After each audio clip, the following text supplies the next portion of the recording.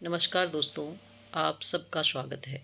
आज की कहानी बहू, अब मैं अपनी ज़िंदगी अपने तरीके से जीऊँगी, तुम्हारी कठपुतली नहीं बनूंगी। सुबह की चाय नाश्ता निपटा कर थकी हारी पूनम जी अभी बेड पर ही लेटी हुई थी कि सामने पति की तस्वीर को देखकर सोचने लगी। आज 5 साल हो गए आपको गए हुए, और जैसे कल का ही दिन लगता है जब हम सब लोग आपस में एक साथ बैठकर हंसी ठिठोली किया करते थे। सोचकर ही उनकी आंखों की नमी से उनकी आंखें धुंधली हो चली थी। अच्छी भली तो बैठे थे, अचानक से कहने लगे, दम घुटता जा रहा है, हॉस्पिटल ले चलो। गाड़ी में ले जाते वक्त भी मेरा हाथ कस के पकड़ा था उन्होंने, और हॉस्पिटल पहुंचने से पहले ही पकड़ ढीली हो गई थी और उनकी सांसें रुक गई। हार्ट अटैक आया था और चले गए मुझे छोड़कर। पूनम जी का दुख देखते देखते आंसुओं के जरिए बाहर आने लगा। वह लगातार उनकी तस्वीर को निहारती जा रही थी। इतने में उनका इकलौता बेटा सुरेश आया और बोला, माँ, आज बहुत थकावट हो गई है। मेरा ऑफिस बहुत दूर है, आने जाने में रोज़ 2 घंटे चले जाते हैं। मैं सोच रहा हूँ कि ऑफिस के पास ही एक घर ले लूँ। तुम जैसा ठीक समझो बेटा, मुझे तो कोई एतराज़ नहीं है। मैंने एक मकान देखा है, लेकिन क्या बेटा कोई परेशानी है? क्या है माँ, 10 लाख रुपए कम पड़ रहे हैं। इतने में सुरेश की पत्नी अनीता बोली, अरे तो क्या हुआ, माँ जी की जो एफडी पड़ी है वही तुड़वाकर पैसों का इंतजाम कर लेते हैं। कोई बात नहीं बेटा, एफडी तो समय पर काम आने के लिए ही बनवाई जाती है। पूनम जी बोली। माँ की बात सुनकर सुरेश और उसकी पत्नी अनीता के चेहरे पर मुस्कान आ गई। कुछ दिनों के बाद सुरेश मिठाई का डिब्बा और खुशखबरी साथ में लाया। माँ, अनीता, यह लो, मुंह मीठा करो। मैंने वह फ्लैट खरीद लिया है। हम 1 महीने बाद ही शिफ्ट कर रहे हैं। इस पर पूनम जी प्रसन्नता के साथ बोली, तो ठीक है बेटा, सारा सामान तो लेकर जाना ही पड़ेगा, तो इसलिए वहाँ शिफ्ट करने से पहले अपने इस मकान को बेच देते हैं। बेचना क्यों है माँ, आप तो रहेंगे ना यहाँ?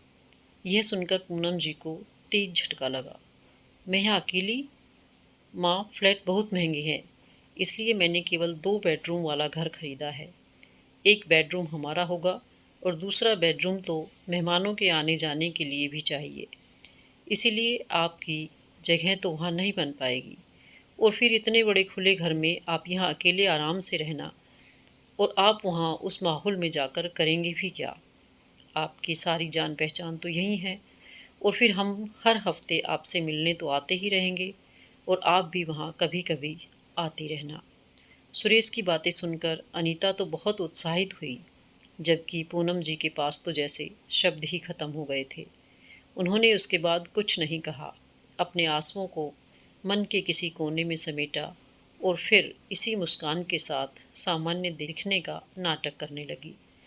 पूनम जी के बेटे सुरेश की शादी को अभी 6 महीने ही हुए थे, और अभी तो जीवन सामान्य ढंग से ही चलने लगा था। लेकिन कभी किसी को महसूस होने लगा कि उनकी बहू अनीता उनसे अलग रहना चाहती है। अनीता ने कभी प्रत्यक्ष रूप से इस बारे में बात नहीं की, परंतु अनीता के हाव भाव और सुरेश की बातों से पूनम जी समझ गई थी कि वे अलग रहना चाहते हैं, जबकि उन्होंने हमेशा अनीता को अपनी बेटी जैसा ही स्नेह दिया था। उसकी गलतियों पर भी कभी उसे टोकते नहीं थी। उसके मनपसंद पकवान बनाकर उसे खिलाती थी। उनकी अपनी कोई बेटी नहीं थी, इसलिए उसे बेटी के नाम पर भरपूर प्यार देती थी। 1 महीने के अंदर ही सुरेश और अनीता अपना सारा सामान लेकर नए फ्लैट में शिफ्ट हो गए। पूनम जी को आर्थिक रूप से कोई परेशानी नहीं थी। उनके पति सरकारी नौकरी पर उच्च पद के अधिकारी हुआ करते थे, तो उन्हें हर महीने पेंशन के रूप में भी अच्छी खासी रकम मिल जाती थी। और फिर यह मकान भी 2 मंजिल का था, तो ऊपर की मंजिल उन्होंने किराए पर चढ़ाई हुई थी। सारी धनराशि को मिलाकर घर का गुजारा आराम से चल सकता था। लेकिन बेटे के जाने के बाद उनका अकेलापन अब उन्हें खाने लगा था। वैसे तो पूनम जी काफ़ी हिम्मत वाली और शांत स्वभाव की महिला थी। इस सोसाइटी में वह 15 सालों से रह रही थी। अब तो उनकी अच्छी खासी जान पहचान भी हो गई थी, लेकिन बेटा बहू के छोड़कर जाने के बाद वह अंदर तक टूट चुकी थी। महीने की 1 तारीख आई तो उनकी किराएदार नेहा किराया देने के लिए आई। पूनम जी को आवाज़ लगाने लगे तो देखा दरवाज़ा खुला हुआ था। नेहा अंदर चली गई। अंदर आकर देखा तो पूनम जी बिल्कुल निढाल हालत में बेड पर पड़ी थी। उनके दिल का अकेलापन उनके चेहरे की गहरी लकीरों में साफ नजर आ रहा था। बालों में से सफ़ेदी निकल आई थी। हमेशा बंठन के रहने वाली पूनम जी को आज बेहाल अवस्था में देखकर नेहा का दिल भर आया और बोली, आंटी क्या हो गया है आपको?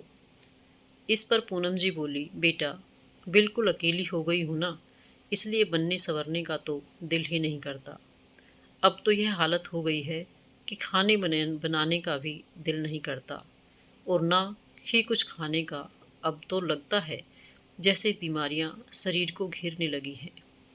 नेहा बेहद खुशमिजाज स्वभाव वाली जिंदा दिल इंसान थी। दोनों बच्चों का पालन पोषण करते हुए भी वह अपने लिए समय निकाल लेती थी। पूनम जी को देखकर कहने लगी, आंटी ऐसे तो नहीं चलेगा। आप कल सुबह 6 बजे तैयार रहना।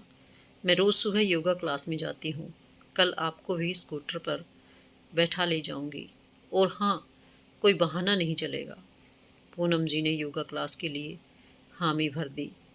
योगा क्लास शुरू करने के बाद से ही पूनम जी चुस्त दुरुस्त रहने लगी। नेहा तो उन्हें ब्यूटी पार्लर भी ले जाना चाहती थी, परंतु बहू और अन्य रिश्तेदार क्या कहेंगे यह सोचकर उन्होंने ब्यूटी पार्लर जाने से मना कर दिया। कुछ समय बाद पूनम जी की बहू अनीता ने बेटे को जन्म दिया। सुरेश पूनम जी को कुछ दिन पहले ही अपने घर लेकर आ गया था। अनीता के माता पिता तो विदेश में अपने बेटे के पास ही रहते थे, लेकिन पूनम जी ने नवजात की देखभाल खूब अच्छे से की। जब उनका पोता 1 महीने का हो गया तो सुरेश उन्हें वापस छोड़ गया। अपने पोते को छोड़कर जाते हुए उनका दिल भारी हो रहा था। उसके साथ एक जुड़ाव महसूस करने लगी थी। कभी कोई त्योहार होता या कोई अन्य अवसर होता तो उनका बेटा उन्हें आकर ले जाता था और वह भी खुशी खुशी चली जाती थी। और उनके घर जाते ही वे दोनों किचन का सारा खाने का काम उनके कंधों पर डालकर शॉपिंग करने निकल जाया करते थे। जाते जाते उनसे कई चीज़ें बनाने की फरमाइश भी कर जाते थे और अपने बेटे को भी दादी के पास ही छोड़ जाते थे। पोते को संभालने के साथ साथ सारा काम करते करते उनकी हालत ख़राब हो जाती थी। जब काम ख़त्म हो जाता था तब सुरेश वापस छोड़ जाता था। इस दीपावली पर भी सुरेश अपनी माँ को अपने घर लेकर गया था। उनकी बहू अनीता ने उनसे तरह तरह के पकवान बनवाए। सारा दिन पकवान बनाकर किचन में खड़े खड़े पूनम जी की हिम्मत जवाब दे गई थी। आखिर उन्हें बुखार चढ़ गया और कुछ समय के लिए लेट गई। तो अनीता ने सुरेश को धीमे स्वर में कहा, आप माजी को उनके घर वापस छोड़ आइए। सारी मिठाइयाँ और पकवान तो बन ही गए हैं, घर जाकर आराम कर लेंगी। माँ बुखार की गोली खा लो और चलो, आपको घर छोड़ देता हूँ।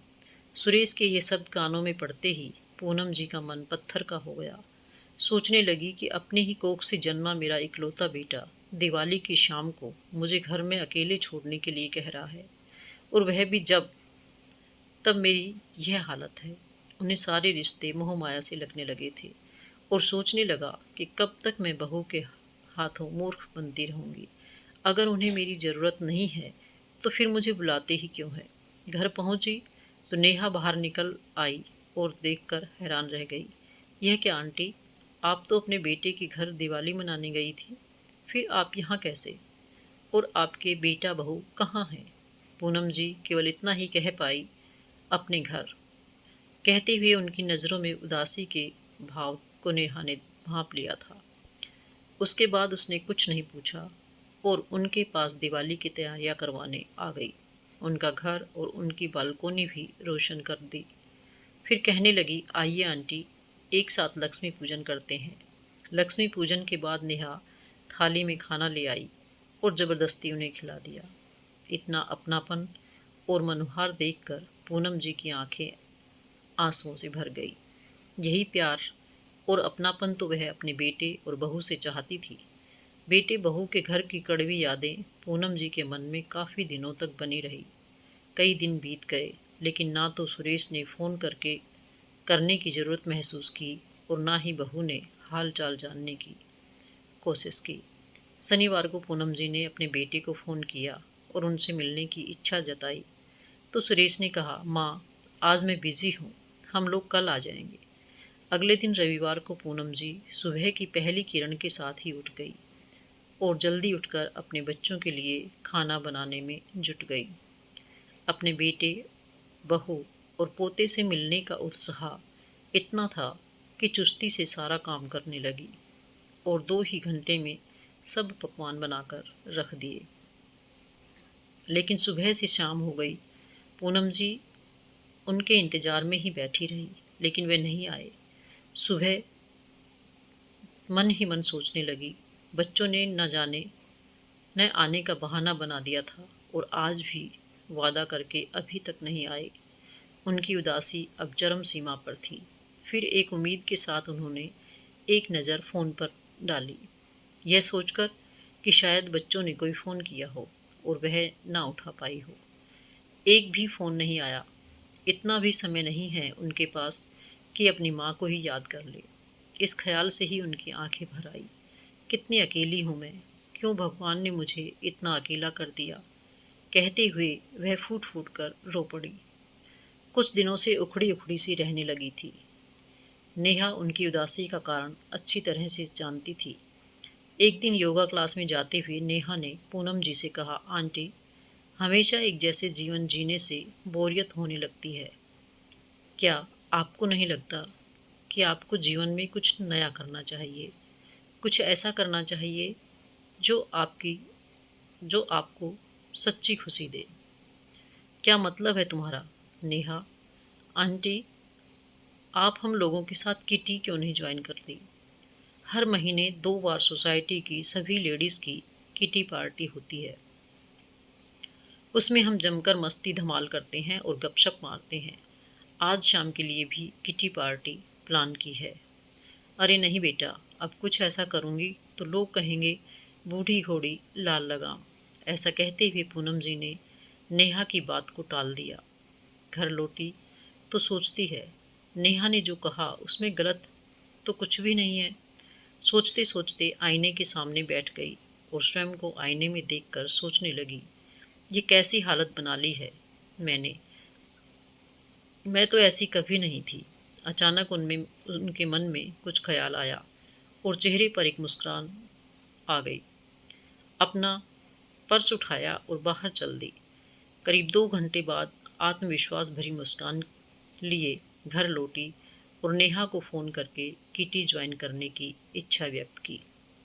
पार्टी पर ले जाने के लिए नेहा जब पूनम जी के पास पहुंची तो उन्हें देखकर उसके हैरानी का ठिकाना न रहा।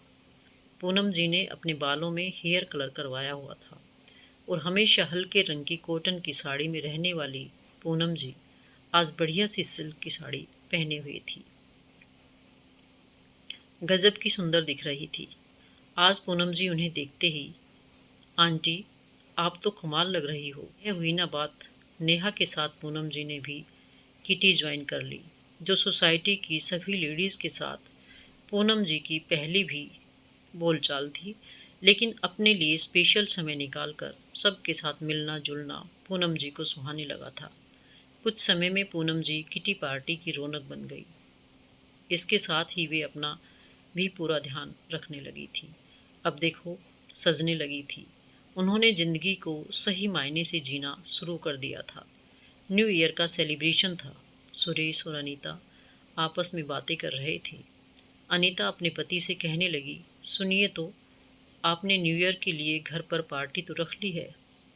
अपने ऑफिस के दोस्तों को और यहाँ तक कि अपने बॉस को भी इनविटेशन दे दिया है। कुल मिलाकर 15 से 20 लोग हो जाएंगे। लेकिन मैं बता देती हूँ, मुझसे इन सब लोगों के लिए इतना खाना नहीं बनेगा। अनीता, तुम चिंता क्यों करती हो? हर बार की तरह इस बार भी माँ को बुला लेंगे, और माँ के बनाए खाने की तो बात ही कुछ और है। इतना लजीज खाना तो बड़े बड़े होटल के शेफ भी नहीं बना पाते। जब सब किटी पार्टी के लिए तैयार हो रही थी तो सुरेश का फ़ोन आया। माँ, क्यों ना इस बार न्यू ईयर सेलिब्रेशन के लिए आप हमारे घर आ जाएं। एक साथ मिलकर नई साल की खुशियाँ मनाएंगे। एक दिन पहले ही आपको लेने आ जाऊँगा, आप तैयार रहना। दिवाली के बाद सुरेश ने आज फ़ोन किया था। हैरान हो गई। इतने में उनकी बहू अनीता की आवाज़ आई। माँ जी, नमस्ते, आप कैसी हैं? ठीक हूँ बेटा, तुम तीनों कैसे हो? हम सब यहाँ ठीक हैं माँ। तो आप आ रहे हो ना? नहीं बहू, इस बार मैं नहीं आ पाऊँगी। इस न्यू ईयर पर सोसाइटी में ही हमारा कुछ प्रोग्राम है। इतना कहकर उन्होंने फ़ोन रख दिया। बेटे और बहू के मुंह से मिस्री खुले शब्द सुनकर पूनम जी पहले ही समझ गई थी कि उनके बच्चों को उनकी याद क्यों आ रही है। हर बार की तरह इस बार भी उनका न्यू ईयर पार्टी का प्लान होगा। खाना बनाने के लिए इस नौकरानी की आवश्यकता हुई होगी। हैरान होकर सोचने लगी, अपनी ही माँ के साथ इतनी चालाकी और होशियारी मेरे बच्चे कैसी हो गए हैं। किसी ने यहाँ तक नहीं पूछा कि मैं कैसी हूँ, अकेले कैसे रहती हूँ, मेरी तबीयत ठीक है या नहीं। उन्हें तो बस अपने ही प्रोग्राम से मतलब है। लेकिन मैं बहू को भी कैसे दोष दे सकती हूँ जब मेरा बेटा इतना स्वार्थी हो गया है। सोचते सोचते पूनम जी ने एक निर्णय लिया। बस अब और नहीं, मैं अपने बेटी बहू के हाथों की कठपुतली नहीं बनूंगी। पिछली बार उनके घर काम करते करते मेरी बुरी हालत हो गई थी। जब बीमार पड़ी तो मेरा ही बेटा मुझे वापस मेरे घर पटक गया। और तो और दोनों में से एक ने फ़ोन नहीं किया मेरा हाल चाल जानने के लिए। फिर कुछ देर में सब कुछ भुलाकर पूनम जी अपनी किटी में चली गई। अगली किटी न्यू ईयर पर मनाने का तय किया गया था। लेकिन समस्या यह थी कि न्यू ईयर पार्टी के लिए एक बड़ी जगह चाहिए थी, और इस समय पर शहर का कोई भी रेस्टोरेंट या होटल नहीं मिल पा रहा था। पहले से ही सब बुक हो चुके थे। फिर नेहा ने पूछा, आंटी, आपका क्या प्रोग्राम है? न्यू ईयर पार्टी पर हमारे साथ करेंगे या फिर अपने बेटे के घर? नेहा की बात सुनकर पूनम जी एक गहरी सोच में डूब गई। फिर अचानक खड़ी हुई और ऐलान कर दिया कि तुम सब अगर चाहो तो न्यू ईयर की पार्टी मेरे घर पर रख सकती हो। मेरा घर पूरा खाली रहता है, इसी बहाने मेरे घर पर भी कुछ रौनक हो जाएगी। पूनम जी की बातें सुनकर सब चौंक गई। क्या आपके घर? हाँ, तो इसमें क्या है? हैरानी की क्या बात है? पूनम जी दिल खोलकर हंसी तो नेहा कहने लगी, आंटी, क्या आइडिया दिया है आपने। इसका मतलब आप इस बार नहीं जा रहे हैं अपने बेटे के घर। पूनम जी ने कहा, इस बार मैं कुछ अलग करने की सोच रही हूँ। नई साल की शुरुआत इस बार मैं अपने घर से करूँगी, वह भी एक बढ़िया से सेलिब्रेशन के साथ।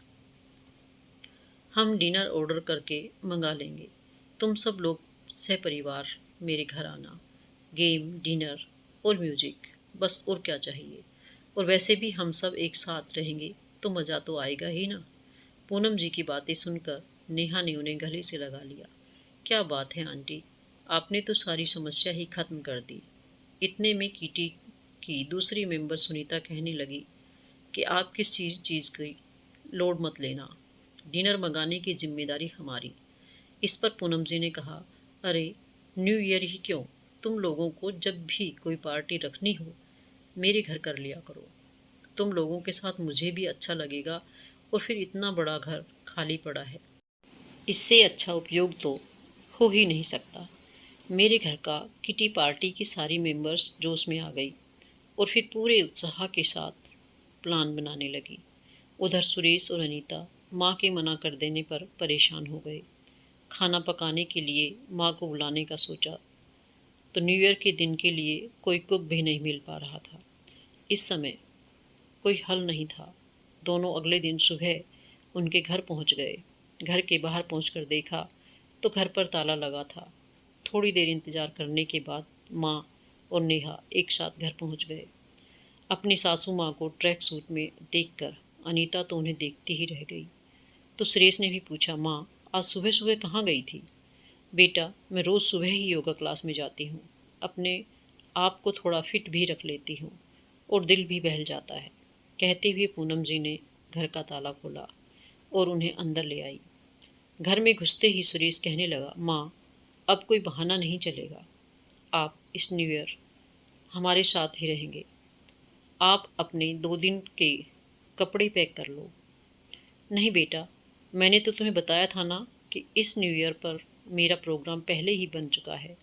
लेकिन माँ आपका क्या प्रोग्राम हो सकता है इस उम्र में, अकेली तो हैं। चिल्लाते हुए कहने लगा, नहीं बेटा अब मैं अकेली नहीं हूँ, बहुत से लोगों का साथ है मेरे पास। अपने किटी की फ्रेंड के साथ मेरी न्यू ईयर की पार्टी है, तो मैं उसी में बिजी रहूँगी। किटी का नाम सुनते ही अनीता का मुंह खुला का खुला रह गया और सुरेश गुस्से से बोला, माँ यह आप क्या कह रही हैं? आपका दिमाग तो ठिकाने पर है?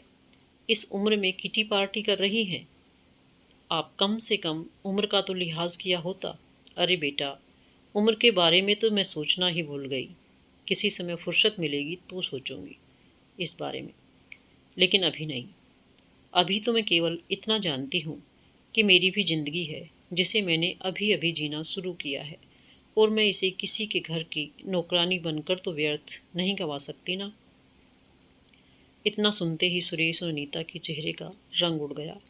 फिर सुरेश ने अपना सुर बदल लिया, लेकिन माँ न्यू ईयर जैसे खास मौके पर तो आपको अपने लोगों के साथ रहना चाहिए। इस मौके पर आप हमसे दूर रहें बिल्कुल अच्छा नहीं लगेगा। दूर तो तुमने मुझे बहुत पहले ही कर दिया है बेटा, अब तो मुझे इस बात की आदत भी हो गई है। और अपने लोगों की बात कर रहे हो तो नहीं, मेरे अपनों से भी ज़्यादा ख्याल रखती हैं। वह मेरा अभी उनकी बातें चल ही रही थी कि डेकोरेशन वाले पूनम जी के घर पर सजावट करने के लिए आ गए। उन्हें देखकर अनीता हक्के बक्के रह गई। माँ ये सब क्या है? बेटा तुम्हें बताया था ना कि न्यू ईयर की पार्टी है, तो वह पार्टी मैंने घर पर ही ऑर्गेनाइज की है। माँ ऐसा कैसे कर सकती हैं? आपने तो हमारे घर को पार्टी हॉल बनाकर रख दिया। सुरेश चिल्लाते हुए बोला, बेटा तुम शायद भूल रहे हो कि तुम इस घर को और मुझे पहले ही छोड़ चुके हो। अब ये घर केवल मेरा है, मेरी जिंदगी है और इस घर में अब वही होगा जो मैं चाहूँगी। मैं तुम लोगों की कठपुतली बनने से इनकार करती हूँ। इतना कहते हुए पूनम जी पार्टी की डेकोरेशन और अन्य तैयारियों में व्यस्त हो गई और अनीता और सुरेश हैरानी से एक दूसरे का चेहरा देखते रह गए। दोस्तों आपको ये कहानी कैसी लगी? लाइक करें और कमेंट करके ज़रूर बताएं और अगर आप मेरे चैनल पर नए हैं तो इसे सब्सक्राइब ज़रूर करें। धन्यवाद।